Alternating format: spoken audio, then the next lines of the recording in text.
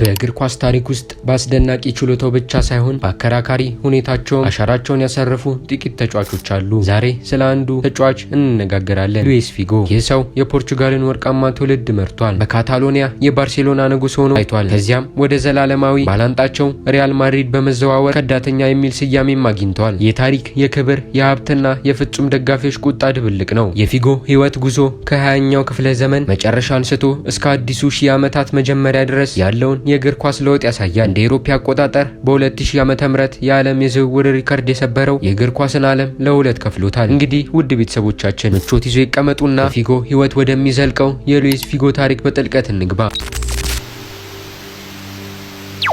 ሉዊስ ፊጎ ህዳር 4 ቀን በ1972 በፖርቹጋል አልማዳ ውስጥ ነው የተወለደው። ከድህነት ጋር እየታገለ ባደገበት ኮቫ ዳ ፔዳዴ ሰፈር ህይወቱ በሙሉ ኳስ ነበር። ከቤት ውጪ በጠባብ ጎዳኖች ላይ ባሳለፋቸው ሰዓታት የዓለማችንን ምርጥ ድሪብል ከሚያደርጉ ችሎቶች መካከል ዋና ዋናዎቹን እያዳበረ ሄደ። በ12 ዓመቱ በትልቁ የፖርቹጋል ክለብ ስፖርቲንግ አካዳሚ ውስጥ ቦታ አገኘ። በስፖርቲንግ ውስጥ በቆየባቸው ዓመታት ፊጎ ሬኮስታ፣ ጆዋዎ ፒንቶ እና ሌሎችም የወደፊት የእግር ኳስ ኮከቦች ከሆኑ ተጫዋቾች ጋር ተሰብስቦ ነበር። ይህ ቡድን የፖርቹጋል ወርቃማው ትውልድ የሚል ስያሜ አግኝቷል። በ1991 ዓ.ም በአገራቸው የፊፋ ከ20 ዓመት በታች የዓለም ዋንጫ በማሸነፍ ታሪካዊ ክብር አስመዝግቧል። ፊጎ እንደዚህ ቡድን ዋና ኮከብ በዓለም አቀፍ ደረጃ ትኩረትን ስቧል። ፕሮፌሽናል የሆነው በ1989 ዓ.ም ሲሆን እስከ 1995 ዓ.ም ድረስ ለስፖርቲንግ በ137 ጨዋታዎች 137 ጨዋታዎችን አድርጎ 16 ጎሎችን አስቆጥሯል። በ1995 ዓ.ም ስፖርቲንግን ሲለቅ የዝውውር ውዝግብ ተፈጠረ። ፊጎ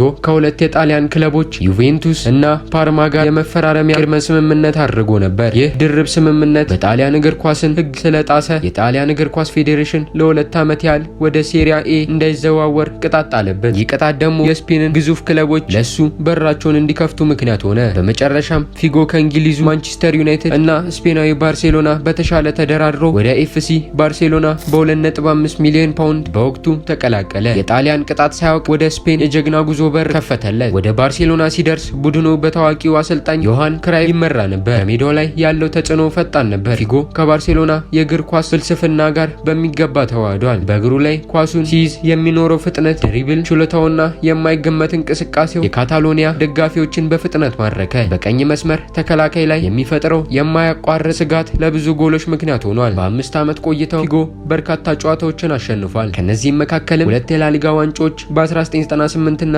በ1999 2 የኮፓ ዴል ፌ ዋንጫዎች፣ 1 የዩኤፋ ዋንጫ አሸናፊዎች ዋንጫ። ፊጎ በክለቡ ውስጥ ከፍተኛ አክብሮት ነበረው። በየቀኑ በካምፕ ይጮህ የነበረው የሱ ስም ነበር። የቡድኑ ካፒቴን ያህል ትልቅ ክብርም አግኝቷል። ይህም ስፔናዊ ሳይሆን ተጫዋች ያልተለመደ ክስተት ነበር። በዘጠናዎቹ መገባደጃ ላይ ባርሴሎናን በስኬት የመራው ፊጎ መሆኑ ብዙ ጊዜ ይነገራል። የፊጎ የባርሴሎና ዘመን የላቀ ደረጃ ላይ የደረሰው እንደ አውሮፓውያን አቆጣጠር 2000 ባላንዶር ሽልማት ሲያሸንፍ ነበር። ይህ የዓለም የእግር ኳስ ክብር ሙሉ በሙሉ በካምፕ ሲያከብረው ፊጎ በካታሎኒያ ውስጥ ያለ ተቀናቃኝ ንጉስ አደረገው። ሁሉም ነገር ፍጹም ነበር። ፊጎ እውነተኛ ብላውግራና የባርሳ ደም ተብሎ ይጠራ ነበር። ነገር ግን ታላላቅ ታሪኮች ድንገተኛ ለውጥ አላቸው እና የፊጎ ታሪክ ከዚህ የተለየ አልነበረም። የክህደት ጊዜው የመጣው በ2000 ዓመተ ምህረት ነው። በዚያን ጊዜ ፍሎሬንቲኖ ፔሬዝ ለሪያል ማድሪድ ፕሬዝዳንትነት ለመወዳደር ቀረበ። የሱ የምርጫ መፈክር አንድ ነበር፣ ከተመረጥኩ የባርሴሎናን ኮከብ ሉዊስ ፊጎን በዓለም የዝውውር ሪከርድ ወደ ሳንቲያጎ በርናቢው አመጣለሁ። ማንም ሰው ይህንን አላመነም። ፊጎ የራሱ ፕሬዝዳንት ከተመረጠ በፖርቹጋል ርስት ቤት በነፃ የዝውውር ዘመን ትኬት ልስጣችሁ ሲል ተናግሮ ነበር። ፕሬስ ግን ቃል ገብቷል። ፊጎ ወደ ማድሪድ ካልመጣም እያንዳንዱ የማድሪድ አባል የዝውውር የውድድር ዘመን ትኬቱን ገንዘብ መልሶ ያገኛል። እናም ፕሬስ በምርጫው አሸነፈ። ፊጎ በወቅቱ የ62 ሚሊዮን ዩሮ የዝውውር ዋጋ በመክፈል ወደ ሪያል ማድሪድ ተዘዋወረ። የዝውውር በወቅቱ የዓለም የዝውውር ሪከርድን ሰበረ። ፊጎ በወቅቱ ከፍተኛ ገቢ ከሚያገኙ ተጫዋቾች አንዱም ሆነ። ለካታሎኒያውያን ይህ ዝውውር በቃላት የማይገለጽ ክህደት ነበር። ፊጎ ከክለቡ ታማኝነት፣ ታሪክና ደጋፊዎች ይልቅ ገንዘብን መረጠ ብለው አምነዋል። የቡድኑ ካፒቴን የነበረው ሰው ወደ ክፉ ባላንጣ መሄዱ ለከተማይቱ፣ ለክለቡና ለደጋፊዎች ስድብ ነበር። የጥላቸው መጠን በታሪክ ውስጥ የማይረሳው ደረጃ የደረሰው ህዳር 23 ቀን 2002 ፊጎ ለሁለተኛ ጊዜ ከሪያል ማድሪድ ጋር ወደ ካምፕ ሲመለስ ነበር። ስታዲየሙ ወደሚፈላ የእሳተ ገሞራ ፍንዳታ ተቀይሮ ነበር። ፊጎ ኳሱን በነካ ቁጥር የጆሮ ታምቡር የሚሰብር የፉጨትና የስድብ ድምጽ ይሰማ ነበር። ፊጎ ለሪከርድ ብቻ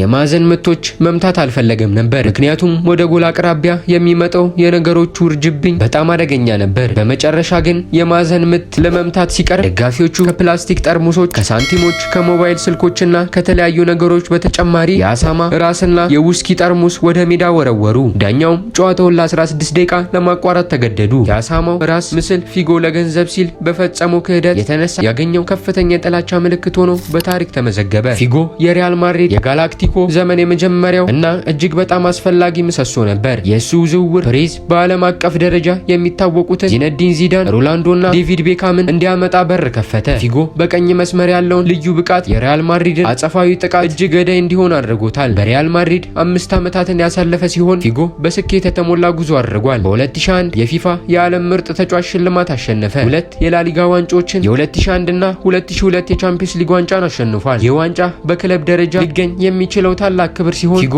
በድሉ ውስጥ ትልቅ ሚና ተጫውቷል። በማድሪድ ቆይታው ፊጎ ክህሎቱን ይበልጥ በማዳበር ከጎል አስቆጣሪነት ይልቅ ለቡድን አጋሮቹ ጎል የሚመቻች አሲስት ፕሮቫይደር ሆነ። ባሳየው የላቀ ብቃት በስፔን ውስጥ የውጭ ሀገር ተጫዋቾች ምርጥ ሽልማቶችንም ለ3 ተከታታይ ዓመታት 2000፣ 2001 እና 2002 አግኝቷል። በ2005 ዓ.ም ፊጎ ከሪያል ማድሪድ ጋር የነበረው ውል ሲያል ወደ ጣሊያናዊ ኢንተር ሚላን በነፃ ዝውውር ተቀላቀለ። በዚህ ጊዜ እድሜው እየገፋ ቢመጣም ፊጎ አሁንም በሜዳ ላይ ያለው ተጽዕኖ ከፍተኛ ነበር። በኢንተር 4 የሴሪያ ዋንጫዎችን በማሸነፍ ከ2006 እስከ 2009 እና 1 የጣሊያን ዋንጫ በማንሳት የክለብ ስራውን በታላቅ ክብር አጠናቀቀ። በ2009 ዓ.ም በ36 ዓመቱ ከእግር ኳስ ጡረታ ወጣ። ለፖርቹጋል ብሔራዊ ቡድን ፊጎ በ1991 እስከ 2006 ዓ.ም ድረስ በ127 ጨዋታዎች ላይ ተሰልፎ 32 ጎሎችን አስቆጥሯል። ለብዙ ዓመታትም የብሔራዊ ቡድኑ ከፍተኛ ተሰላፊም ነበር። ፊጎ የፖርቹጋልን ቡድን በዩሮ 2000 እና በ2006 የዓለም ዋንጫ እስከ ግማሽ ፍጻሜው መርቷል። ታላቅ ብስጭት የደረሰበት ግን እንደ አውሮፓውያን አቆጣጠር በ2004 በሀገሩ በተካሄደው የአውሮፓ ዋንጫ ነው። የቡድኑ ካፒቴን ሆኖ